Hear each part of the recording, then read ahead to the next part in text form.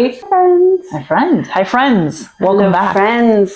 Thank you so much for joining us. Thank you for watching the last episode where Malia breaks down breathing and the importance of it, the fundamental of it, which helps us kind of weave in today's episode where we talk more about the physical movement, alignment, mechanics, fascia, posture, and then a very nice recommendation on fundamental exercises that can help you stay strong, whether you're a beginner or an advanced practitioner. So some good stuff. We all want to know what to do or what's the best thing to do to get strong, and especially stuff that's accessible to everyone. Mm-hmm. So that's the most important thing. 100%. Injury prevention. Yeah, injury prevention. So optimizing movement and preventing injury through posture and fundamental exercises. So I'm so excited to learn from you today. Movement. So before even starting to move the body, you have to take a moment, and this is where the breath work started, and kind of set yourself into the moment, mindset yourself, and really connect. Like, we spend so much time disconnected from the body, distracted with technology, phone calls, and a lot of things. And we sometimes get to exercise and our mind is just flooded also with these things. 100%. I was training my client this morning and you could instantly tell the minute he started thinking, he started speeding up, his form went to shit, everything. I was like, hi. And he's like, wow, I was totally out of it for a minute. I was like, oh, I could tell. But and that's fine, but it's knowing, it's being able to catch yourself, because otherwise we're moving and lifting unconsciously in our patterns, which can keep us in those loops. Exactly, the loop. So exercise is a moment for you. It's a moment for you to tune in, tap in, and then that allows you to start to control the actual movements themselves a lot better. Also making that mind-body connection and just kind of retraining the muscle pattern, the muscle fire pattern that you have. The more you do that, the more you're creating a map of yourself, of your human body. Which is nervous system.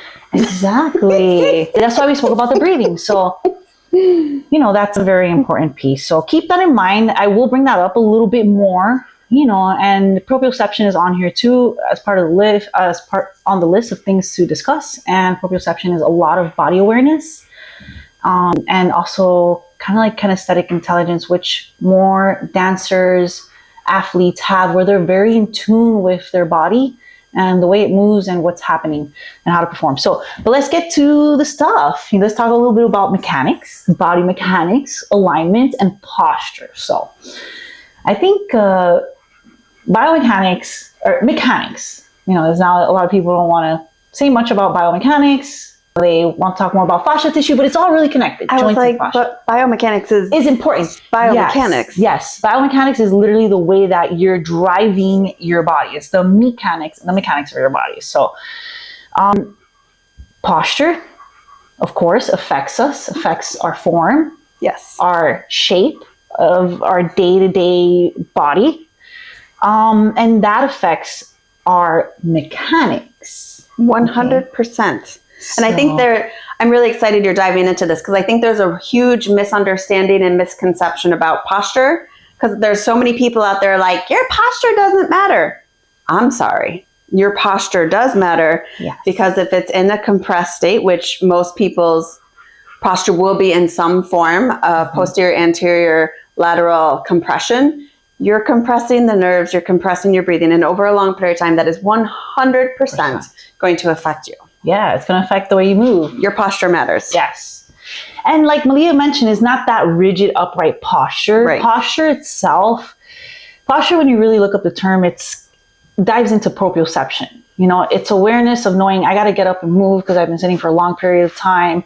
I don't want to let my head jut forward for a long period of time. I want to rebalance the structure of my body. I want to feel the release. I want to feel the decompression. So it's a lot of not just standing upright, but just tapping in and recorrecting, because our environment is constantly putting us in that negative position. So once again, it's you against fighting your awareness, and gravity. Distraction, loses body form, tap back into your body, your proprioception. So practice decent posture. I recommend this a lot. Decent being like, don't be a slouch and, slump forward. Try to stay in an upright state. Try to walk. Don't sit for hours. Try to stand with your feet nice and straight. I'll put demos and stuff like that. And I think that's important. That comes to like ergonomics of how you set your desk up. Yeah. And that's definitely becoming more aware of standing desks with walking pads, all of those things. And again, you can stand in a bad posture as well, but it's the constant up and down, moving your body like you were talking about in space and setting yourself up for success. I've never sat at a desk in my entire career ever. And now that I'm doing some administrative work, okay, well, no wonder. How do you, I'm like, oh my God, what am I doing? Like, I constantly have to autocorrect, and I have the opportunity to stand up. So I do that a lot as well. But again, the body's always going to take the path of least resistance. Exactly. So you have to counter that. Yes. And taking care of yourself takes work and action. And I know we haven't been, so many generations were never taught that. Yes, that's it. Okay, generation stuff, yeah. We're doing better than our parents, I believe. I think. We're doing better. Yeah. We're more aware, much more aware. So posture biomechanics and your alignment matters.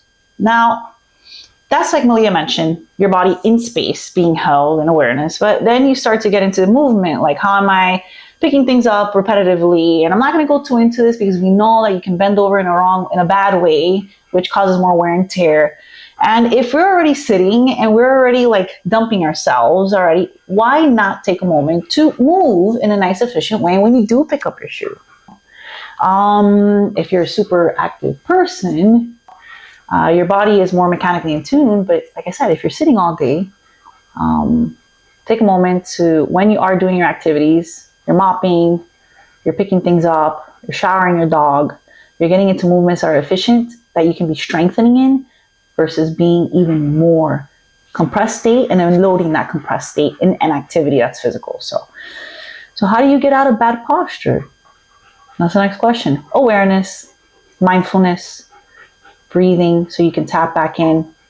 Exercises that are going to help you come out of that bad compressed state. So your alignment is important. I want to interrupt you there, if you don't mind. Sure. It's important to understand that you don't always have to change your exercise program, that these exercises that we talk about fit into your programming. Yes, we're going to explain that a lot. This is good for everyone. This is what we should be practicing as like a basic, mastering these fundamental positions of exercise. So we'll talk more about that at the end, because I'm going to make a nice recommendation for you guys. So when there's joint misalignment, there's muscle imbalance. There's length, tension, relationship. One muscle contracts, the other one releases, agonist, antagonist. We know this as trainers. They teach us this a lot. So understand that if your muscle imbalances are always there, you're going to be compensating in life, be compensating in your workouts routine. So making sure, Tom Meyer talks a lot about that manual therapy. I'll put who Tom Myers is. Everybody should know. He's the best. I love Tom Myers. Goals of the podcast one day, God willing. God, I probably wouldn't be able to talk. But, you want to address these imbalances. And I get a little bit of resistance on this sometimes, where I want to address that one side that has that imbalance of tension or weakness. And people are like, why are you doing that? We're supposed to work things out evenly. So no, if you have a side that's crap, address it and align it, fix it, correct it, give it the muscles or give it that release that it needs. Whether it's a movement exercise, you may have to go see a chiropractor or a massage therapist, but you have to address and that a really good imbalance. PT. Yes, a really good PT. There are very different PTs, and now being back in that world and in this PT world, like those that say that posture doesn't matter. Sorry, away from we're them. open always to discussion. So I would love some people who are highly intellectual, who are professionals to come in. And if they have anything they have to say, throw it on there so we can talk about it. 100%. So, and then forced transmission. Once again, you're working out or you're carrying something heavy outside, you're going to throw a complete force into that side that is compensating. So you are going to expect some types of injuries. Most of the time, it starts with spinal. It starts to trickle down into some knee stuff, foot stuff. I hear a whole ton of things that people tell me, like knees, ankles. I'm just like, it all has a way to be realigned, retightened into the body, just like a car, screws tightening in, things being aligned, putting in muscles here and there that need to be plugged in. So understand that you are going to have that uneven weight distribution. This is great for bodybuilders, instructors, and even the regular person needs to know this because you want to make sure your body is as balanced as possible. We're not perfect, but you want to be, once again, aware of those imbalances. And I think it's also important to note that you can't prevent injury. Injury could happen. It's the recovery of it and being prepared for injury so that your body can maneuver through it. Yes, and let's talk about injury really quick because some people may have suffered injuries and impacts such as car accidents or like other athletic injuries or falls or ankles. You guys want to maintain that structure, that fascia, that area that did have a disruption. You want to work on that. Keep that in mind. Sometimes these things take a very long time. Sometimes they never go away because there's a structural kind of like glitch that happened, the best way to say it. So you're always going to have to be trying to rebalance your body as much as possible, given that there is Carfax, what I call them, history of injury, and just kind of like the body taking its punches in life. So the body will have its Carfax, but still you're working towards that, creating a nice balanced state within your muscle tone and your joint alignments so you don't feel worse or get worse or make things even worse and be debilitated. So, and when you take inflammation out of the equation and we're just talking about like movement joint health, really getting the muscles balanced helps with your chronic joint pain. Now, again, I'm not talking about inflammation, systemic inflammation or anything like that. I'm talking about the actual like movement and physiology structure of the body. The more muscle you have that's decompressed and lengthened and aligned and balanced, the less joint pain you'll have, the less compression you'll have.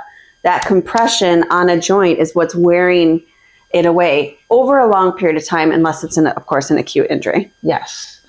So remember, whether you're doing a person that...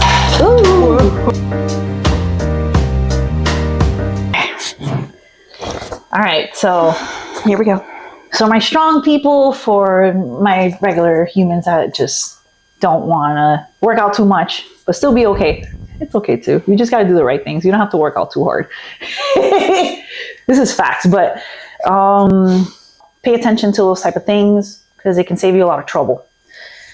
And like I said, I hear it all the time. I hear my knee, my foot, my shoulder, and you can just visually see the structure of the person just not well. So ask yourself, what kind of posture do I have? How do I move? Drop a comment. Let us know. Do you feel like you have good posture? Do you have pain when you're picking things up off the floor? How do you feel when you're moving on the regular? And maybe even in your workouts. So let us know. So fascia, we're going to talk about fascia next. Fascia is interesting. It's another layer that we have to work through. The joints, the muscle structure, the fascia supporting the joints and the muscles. So fascia is a connective tissue network that surrounds your muscles, joints, and organs. It's incredible. It plays a vital role in everything.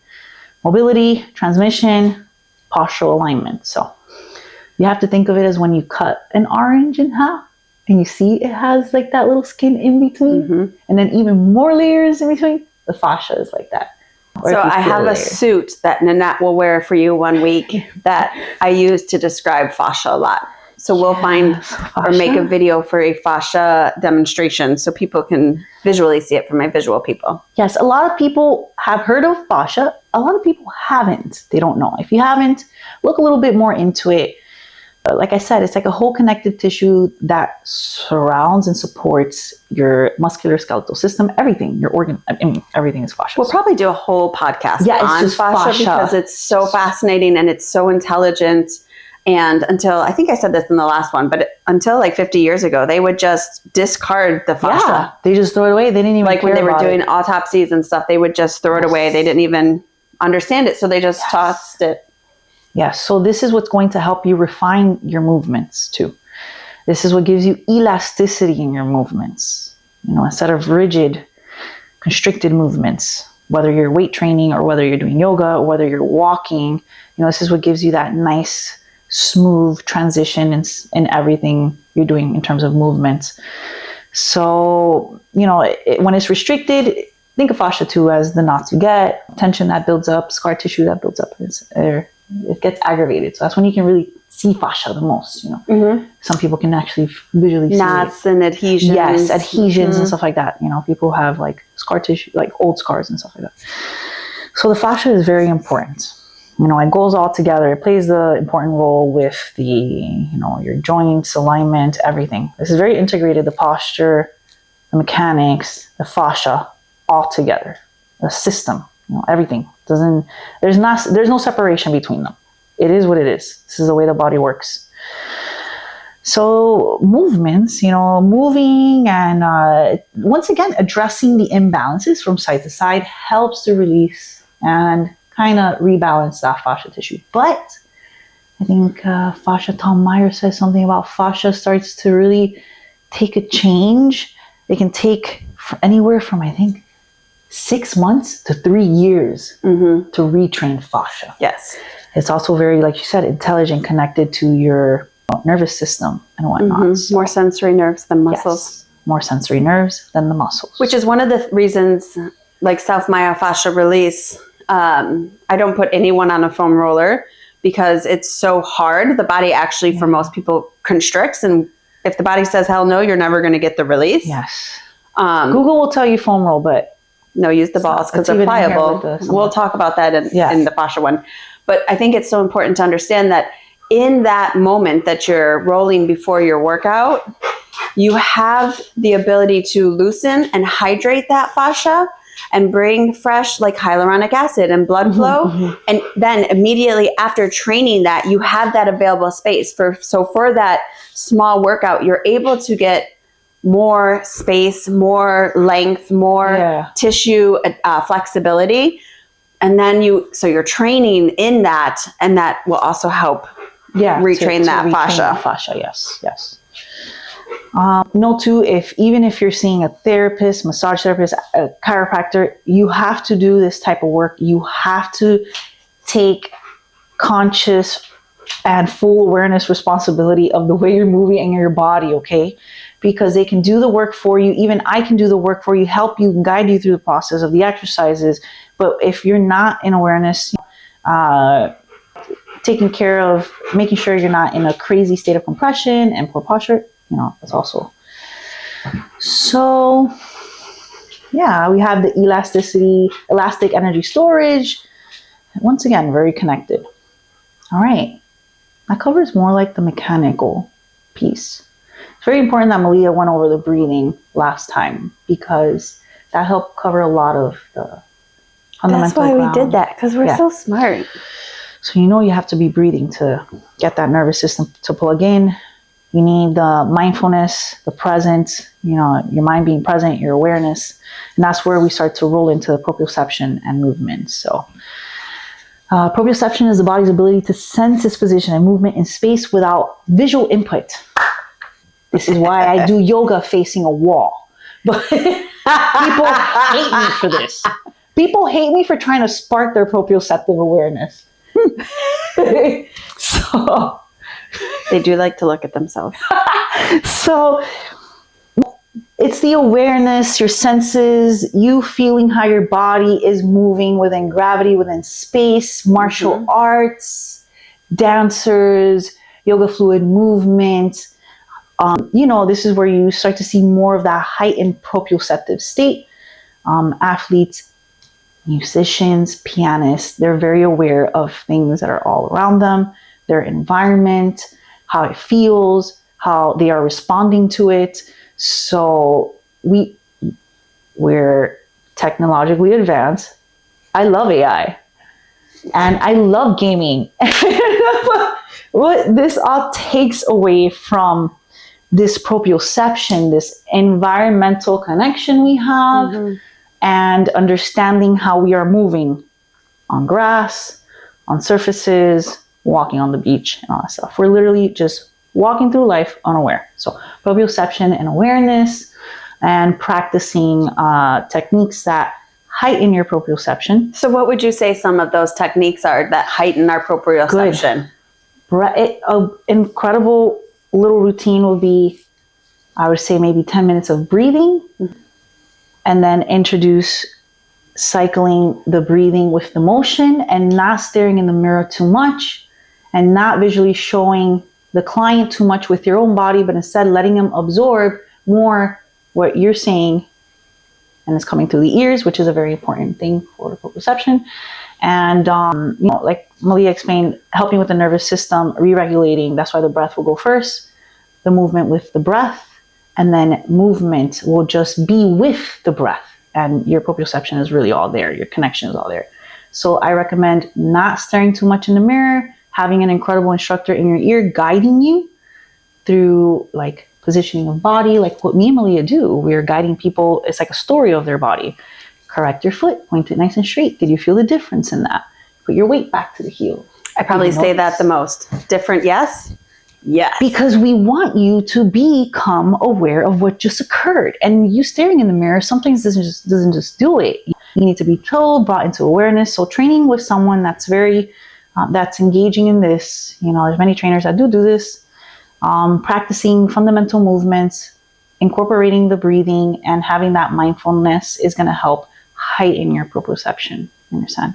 Along with the joint alignment. Getting into joint alignment requires proprioceptive awareness. So it's all very connected. So it enhances balance and stability because your feet, your ear, and if you trip, you have this, once again, you've created a map and muscle patterns are firing, and you tripped and you can respond better. So it can help with control of movements and preventing falls. That's huge for our aging population, is to really understand where their body is in space, train falling, right? So that their body can catch themselves. Yes, a lot of proprioceptive awareness in that.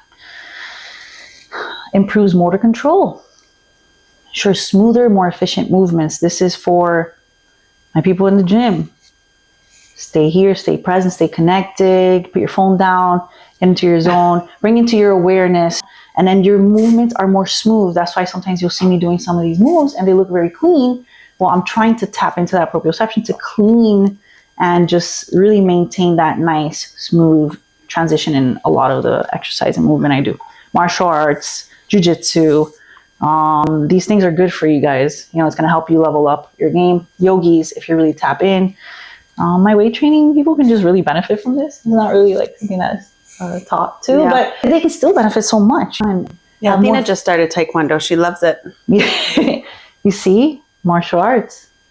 So training that proprioception, it aids in postural awareness too. So your proprioception is going to help you maintain that proper alignment during exercises, like we mentioned. So we're going to get soon. Yeah. Any questions on the before I get into training tips? Because I know everyone's going to want to know what to do. I know they don't care about this.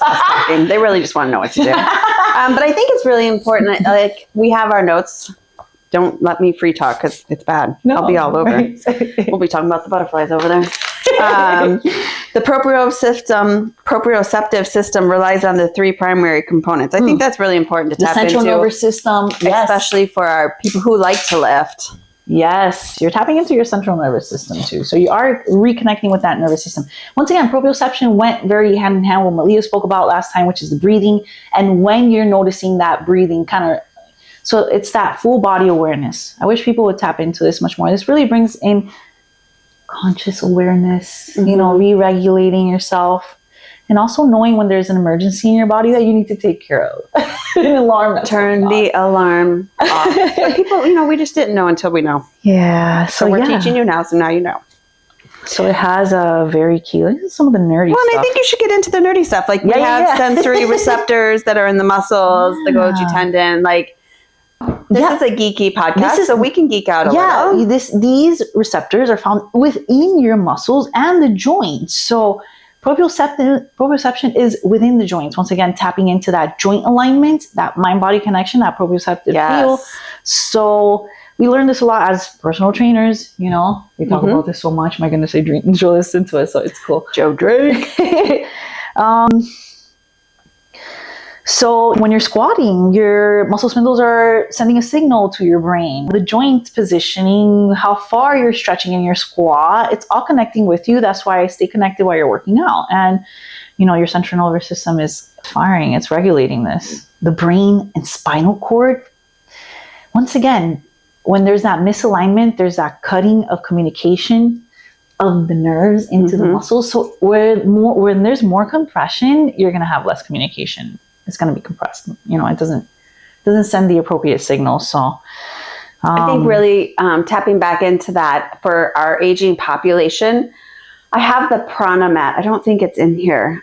We can take a little video of it and show it. Yeah. But it's those, you know, it's those like spiky things is so good because we have so many nerve endings in our feet.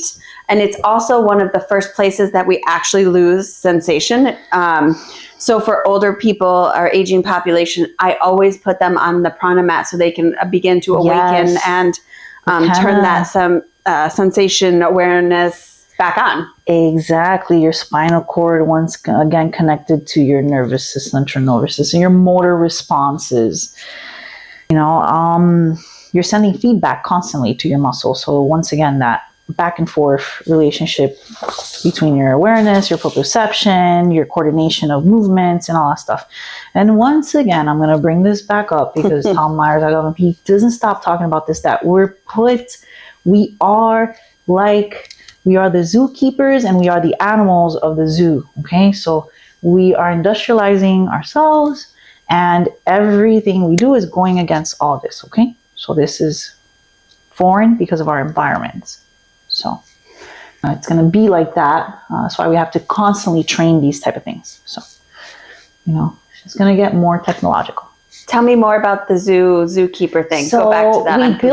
we built this zoo, but then we lock ourselves in it. Oh, I see. So we industrialize ourselves. So got it. We're the animal, but we also are the gatekeepers to it.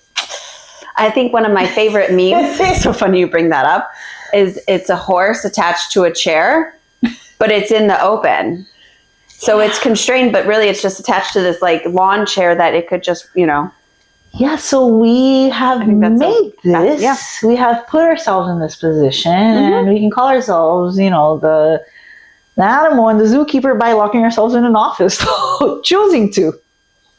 Making this office for ourselves as comfortable as possible. So remember, understand that our body is organically designed to be out experiencing the environment. Yes. So we are locked in more than we have ever been as a human race. Yes, so that is important. Proprioception is your feet, your inner ear. Okay, so a lot of feet, inner ear, eyes closed, balance exercises are really good. I love balance exercises. Yeah, one of my favorites is the lunge decompression from foundation training. Yes. It even takes some of my athletes and they're like, what is going on? I'm like, we got some good. Malia and I will probably do a video of just us doing the fundamentals. Like we're going to talk about them today. Because that'll be really cool. It's very good. So let's see. Other than that, like I said, you got to look into fascia. I'm going to drop resources so you can dive in a little bit more. Because like I said, we're going to get to the exercise part. So, but I'll be dropping some links on fascia so you can see the fascia lines and the slings and how one side is connected to the other or whatnot. Because best way to this also to finish with fascia. The best way to describe fascia is imagine you had a nice full body suit, a nice tight one, and if you were to pull on one side of the bodysuit, the other side will also pull. So the body works that way. So I always describe it like the Halloween spider web stuff you buy. So if you put it out and then I pull on it, the whole spider web's going to move over here. And that is what your fascia is doing. So that's where muscle imbalance. So, and if it's dehydrated, yes, it becomes very stiff. So a lot of times also we think it's muscle stiffness when in actuality, the muscle is responding to the fascia. Yeah. I was thinking about a nutrition podcast. I hate talking about nutrition. So oh my God. You want to collaborate? I have a bunch of. Okay, perfect. Yeah. We'll get someone on to talk about this because this is also important, but not, Malia and I think focus so much on the mechanics that we're like. And just my history in food. Like, you have history in food. I have 22 years of, I was like, I'm retired. Yeah, I am so retired. 22 years of hospitality, front, back of the house, chefing, all the things. Yeah, I'm so done. I'm lucky I cooked dinner for us. So, yeah, that's another story. But okay, let's get into exercises. Woo-hoo. Show us, Nanette, what is the most foundational movement you think that everyone should be doing no matter what? Hip hinge. Why do I have to say this? I feel terrible saying hip hinge. No, it's so simple. But hip hinge, okay, so let's talk about the hip hinge. Yes. What are movements that are hip hinge? Everything. I was thinking like a bridge. A bridge. A bridge. Like RDL. Okay, let me show you a combination. We got picking something from the floor. We got squat. We got just forward stretching. We got tricep kickbacks, lat pull downs. Like, you can just do a whole workout on a hinge. Like, I can just teach a whole routine on a hip hinge, like arms and everything. Right. Rows, it's so good because now you're in isometric. Well, not the deadlift, but like when you're doing upper body in a hinge position, it's a beautiful isometric. Work out your posterior chain as you're doing your workout. So yes. Hinge is your primary movement. You want to master your hip hinge. What would you say are the most important things to look for when you're hip hinging? Please make sure your feet are straight or I just have a heart attack immediately. The first thing I'm going to look down on, ask Malia, is your feet. It's the first thing I look at.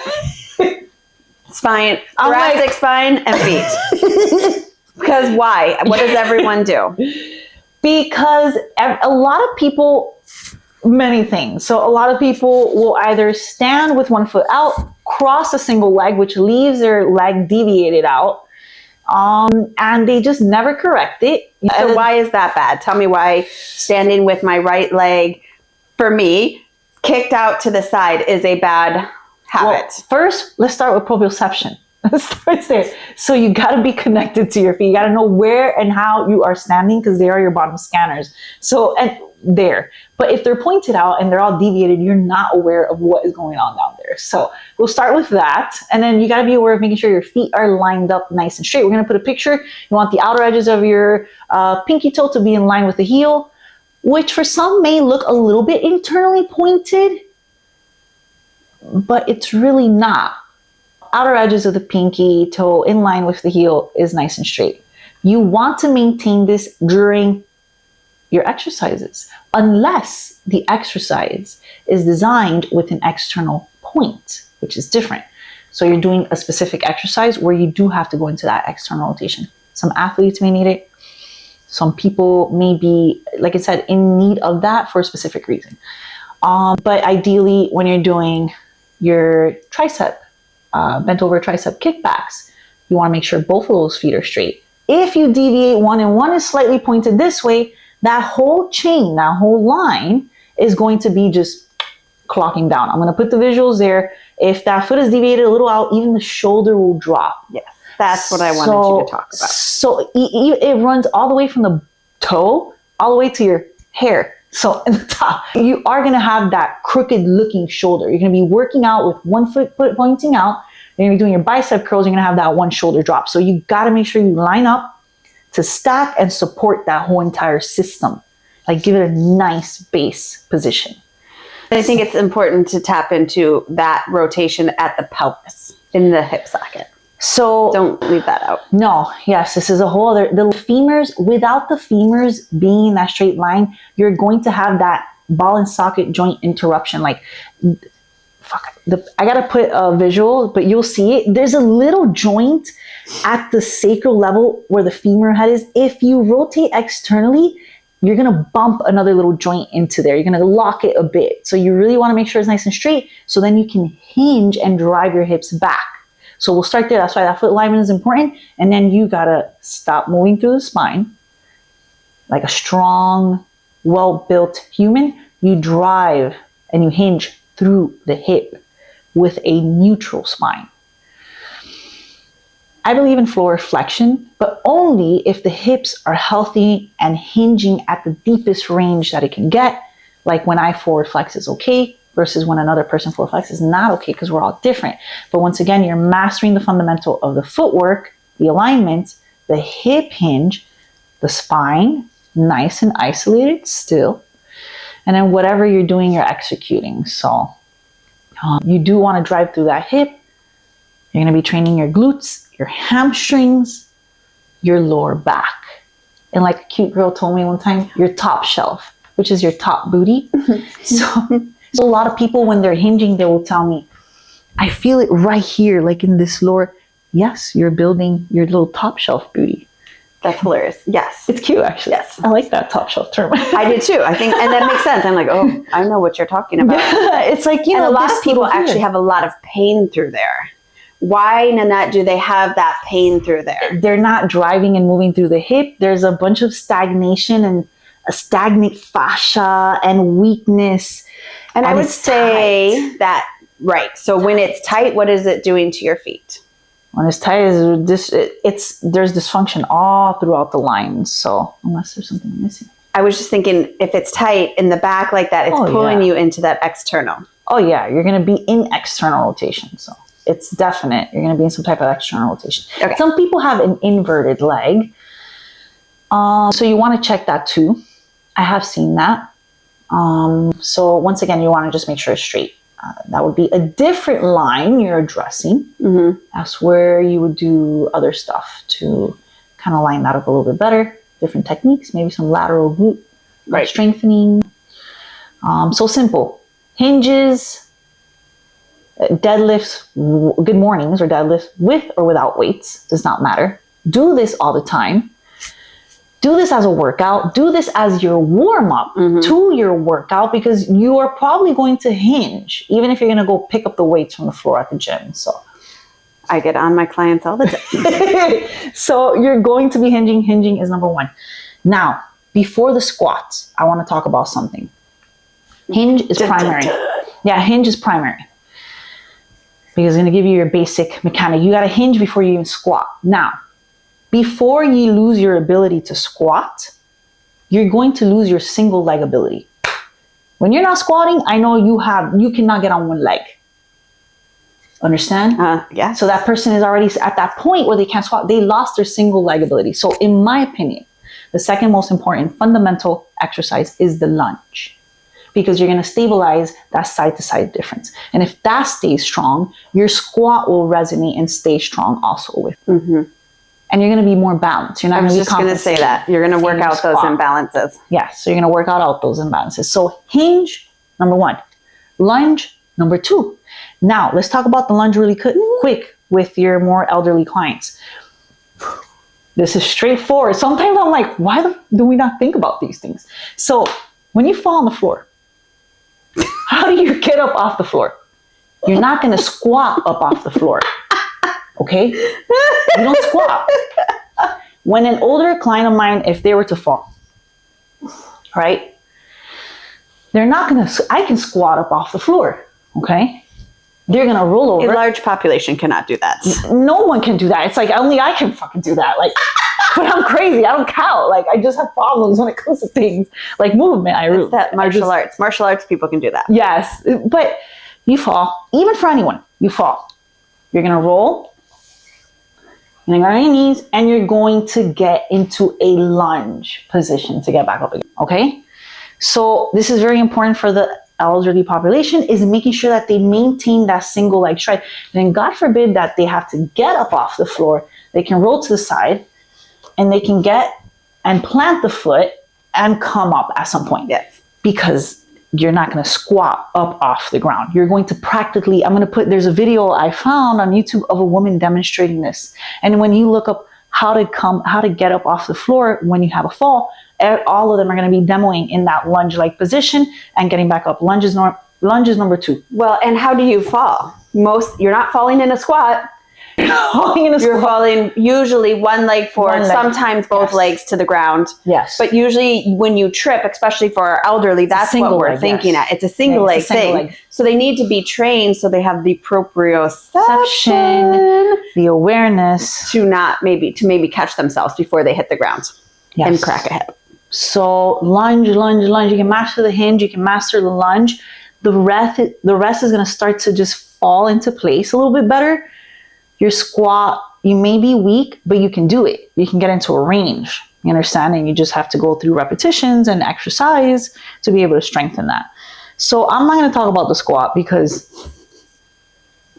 you can go and look it up on YouTube and you'll find 500. I even have a YouTube that I made about squats.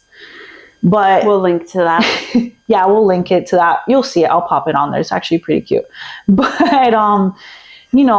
you want to maintain it, but once again, we're giving you the big tips on how to maintain that, okay? And that's the missing link. That's what a lot of other instructors are not highlighting. Hinge, lunge.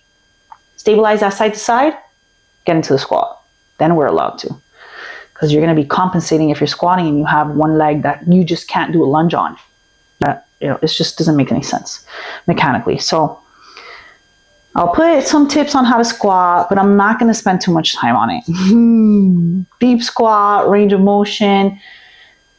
So let's talk really quick before going into other stuff like anterior chain, like frontal line toning, ankle mobility, ankle foot mobility. This is so important. Once again, proprioception, the joint, the range of the ankles, the movement of the foot, the way huge for yogis too.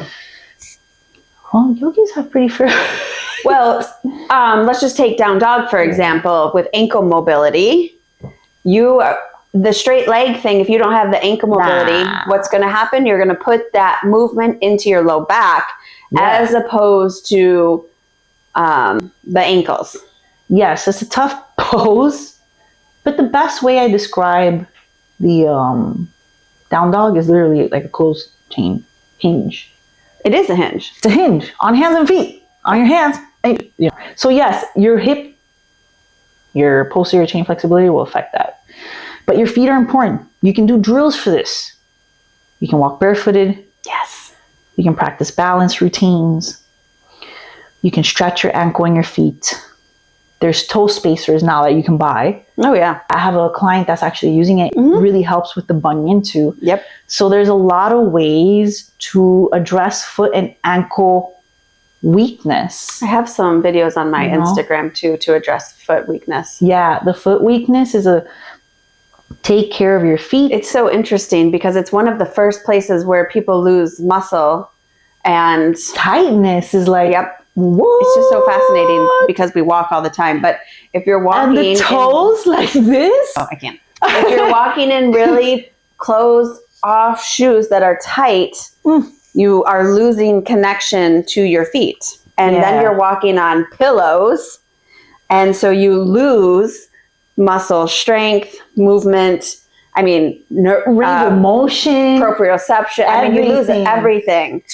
Yeah. Boom. So yeah, that foot. Hold on, sit down first before you start. So that foot and ankle is important. Maintaining the health of it, understanding its role in your body, so you can make sure you take care of that. So, and then that's very important. Let's talk a little bit about one that's highly overlooked, and I've been testing this out with a lot of my clients. And it's really I'm so good. Excited to know what you're talking about. The plank. The plank. 4-plank, 8-point plank, plank. Plank is going to stabilize the anterior part of your body. Same as the hinge. when done appropriately, integrated, Yes. and on the forms. Yes, you have to check the alignment. We'll have little videos of us doing a nice formed plank. But the alignment needs to be correct. But that's why it's good, because you get to place yourself in alignment and hold it isometrically. So unless you have shoulder stuff that you can absolutely not do a plank, which means that your shoulders are already in a situation, you want to practice that press and push mechanic. Like that's that push. I like push, yes. Mm-hmm. I like to think of a parachute across the thoracic. That's that chin in, the deep neck flexors, the anterior rib, which we were talking about hyperextension a lot. And like I said, this can be progressed. And in my opinion, I've seen it work the best, progress from an 8-point plank, which is a modified plank, to a 4-arm plank, and then timed up to 1.5 minutes and 4 minutes. I have some clients doing them. But let me tell you something. When they go lift their weights, they don't go into a hyperextension.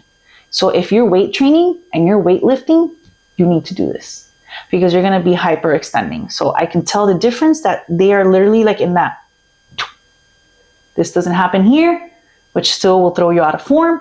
So you want to tone that frontal line. Isometric is a good way. It doesn't have to be any like mountain climbing. No. Hold, adjust, align, press, get it back. And breathe. Into the back of the body. And then use your deep transverse to push the breath out. And ramp it up. You can ramp it up with a block in between your thigh, which I do this a lot with pelvic floor. Mm-hmm. You can do it with a little pillow in between the thighs to squeeze and really draw everything up and in. But you're going to train this frontal section to stay in and back. My diastasis recti. Wait. Yeah, that's right. Yes. This where I go with all of them. Yes. On the back, in a plank. Yes. So plank is good. It's going to help you maintain that posterior chain. And then the plank, that gives you the opposite force to stay in that. So you have back force, front force, upward force. Because with the breath, you're able to do that. With hinge mechanic, you can breathe. With the plank, you can breathe. So it's good force alignment. Thoracic mobility. Yes. So basic, hold the plank, time yourself, build up to it, check your form, breathe in it. Planks are incredible. They require minimal movement. You don't have to overcomplicate it. And I think it's great. You can, with varying ages and abilities, you can do it on a chair, on a bench, on a box, right? You can even if you can get them on the form, like an 8-point plank is good enough. Because also people don't know what an 8-point plank is. Yeah, 8-point plank is a supported knee plank. It's a great modification. He's so cute. Come here, buddy. Oh no, he's fine. He's so cute. You can, because my trouble with my seniors is that their hands can't tolerate that. Right. So the forearm can't still. So I have a senior I work with, 85, he does the longest hold, which is 4 minutes of the plank hold. I get so bored. He breathes and he focuses. I mean, Jeff Bridges can do the 8-point plank for like 41 breaths. I don't even know how long that is, but that's a lot of breaths. I hold it. I like to hold it 1.5 minutes. I do holds. Okay, 1.5 minutes I'm down for. Like I don't have. My 85-year-old is a badass. Like, he's like 5 minutes. I'm like, ugh. But he's very nice and upright, I will say. He's not slouched for it. And I also worked with a massage therapist that mentioned that to me. She's like, I just feel like I need to press my head back and get it back. And a plank is going to help you do that. So it's going to help you get that head back a little bit more. Right? And then supine core strengthening, which is basics like dead bugs and just like, supine core work. That's very okay, but gentle. I think my favorite is the variation I learned from you.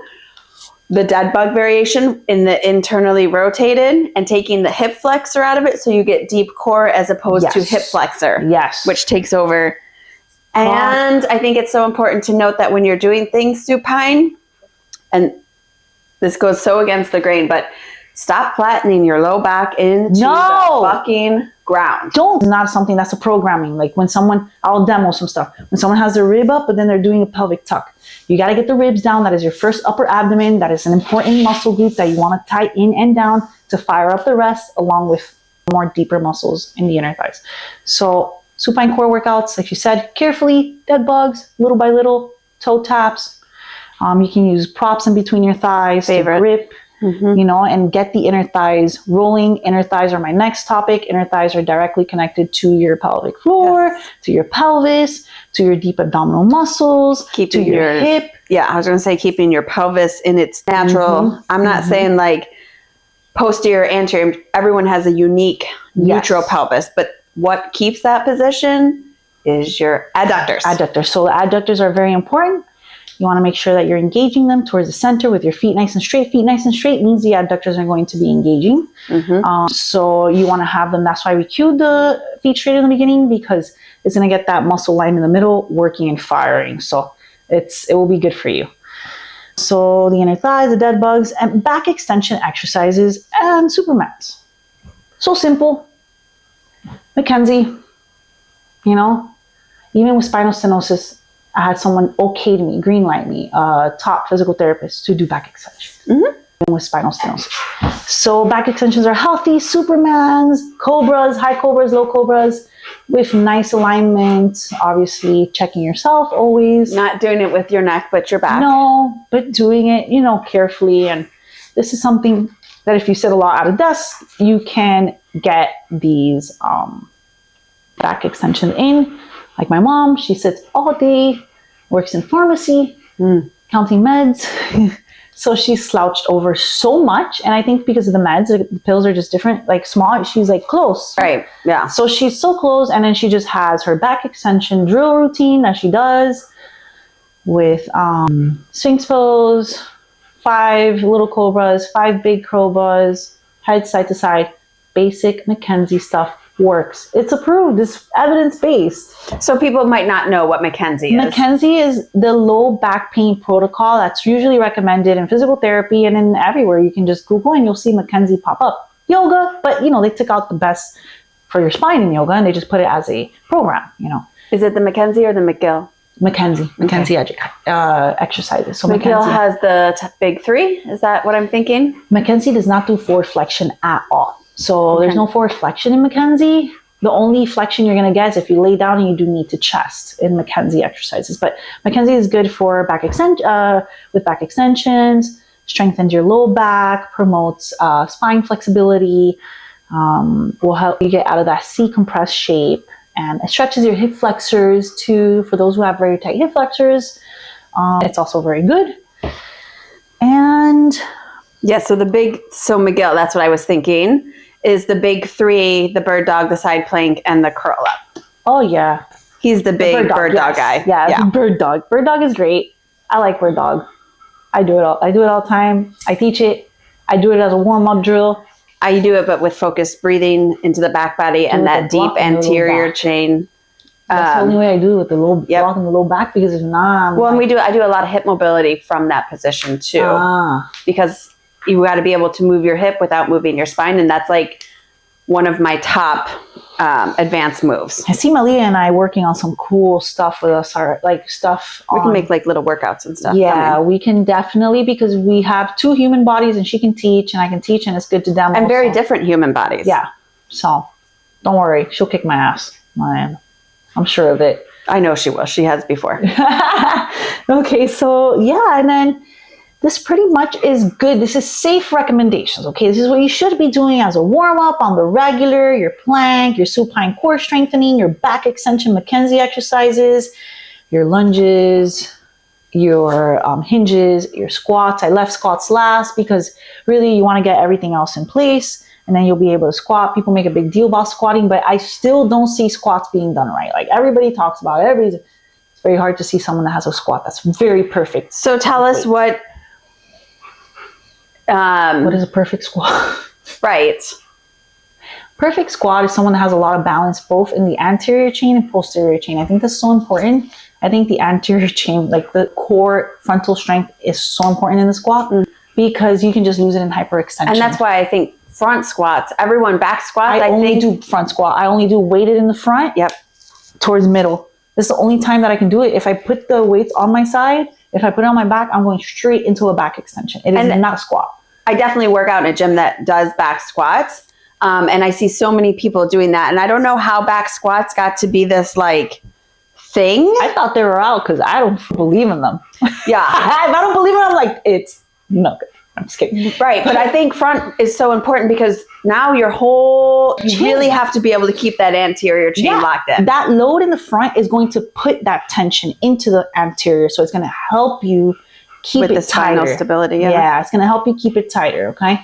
So, and I just think it's important to put out too that the degree at which some people bend more, some people are more upright, has to do with your femur length as opposed to an ankle mobility as opposed to so much more. So absolutely. Some people are going to be more forward and some people are going to be more upright. Or even their leg setup may be different. One may be wider, one may be more narrow because of depending on the, like she said, leg length and the structure of the pelvis will depend, you know? Yeah.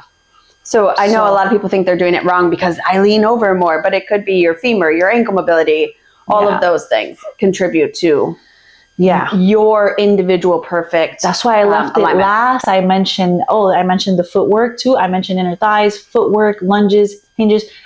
Squat I left for last because if you get the other things very groomed up, your anterior core tightened, your ankle flexibility, your single-legged stability, you're going to be able to squat more comfortably. So 100%. Don't worry about that. I love that because so many people program squats right from the beginning. No, you better be able to pull your core back for you in a squat. So, I mean, this is pretty good for today, I think. I think so. I think that was a lot of information. Good jam. Talk about exercise. I love it. So recap, fascia, proprioception, hinge. We have posture, fundamental movement, correcting the imbalances, the proprioception and the fascia, and then the mindfulness in the movements and the exercise routine. Hinging, lunging, anterior, posterior. Yes. Squatting. Footwork, yes. We'll have a bunch of stuff. I'm actually going to put this up for you guys there to just have. So. Thank you, my friend. It's always so beautiful to spend time with you.